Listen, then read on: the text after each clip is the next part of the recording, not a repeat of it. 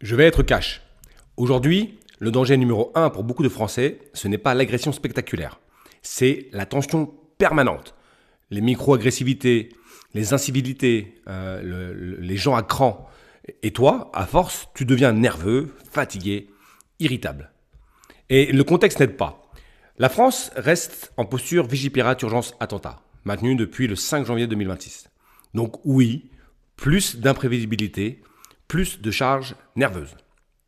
Et le cerveau supporte mal une chose, l'imprévisibilité. Quand tu ne sais plus comment les gens vont réagir, ton système nerveux reste en mode radar et tu te crames. Sous stress, on ne va pas appliquer 10 conseils. D'accord ? D'ailleurs, ton cerveau ne fait pas de la théorie, il fait simple. Donc, je te donne 3 repères simples parce qu'ils couvrent les 3 moments où tu peux potentiellement perdre le contrôle.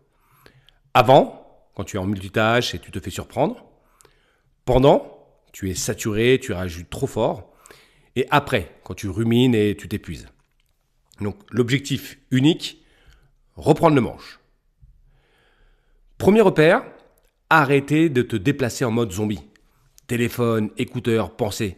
C'est comme ça que tu te fais surprendre et que ton stress explose. L'action, le mode déplacement. Le téléphone doit être rangé, les écouteurs doivent être réduits ou alors un seul écouteur. Et pendant 20 secondes, tu regardes vraiment devant, sur les côtés, tu repères les sorties, ainsi de suite. Résultat, moins de surprises, donc plus de contrôle. Deuxième repère, si tu manges de l'actu anxiogène toute la journée, ne sois pas surpris d'être à cran. Le cerveau encaisse ça comme un danger permanent. Donc l'action, c'est une fenêtre d'infos par jour. Pas de vidéos violentes, ou très peu, et surtout pas d'actu anxiogène le soir. Un cerveau saturé, ce sont des décisions pourries, point. Troisième repère, c'est là que tu reprends vraiment le contrôle. C'est ce qu'on appelle le RPE, ça veut dire Reroute Prediction Error. En français simple, l'écart entre ce que tu as vu prévu et ce qui s'est réellement passé. Ton cerveau, il apprend comme ça. Tu fais une prédiction, la réalité te contredit ou pas, et c'est cet écart qui va servir de mettre à jour ta règle. Si tu ne traites pas l'écart entre ta prédiction de manière inconsciente et ta réalité, ton cerveau retient juste, c'est imprévisible, donc je ne contrôle rien, donc ça donne du stress et des ruminations. Si tu le traites, ce delta, cet écart, tu récupères un truc précieux, du contrôle. Je te donne un défi 7 jours, 2 minutes par jour.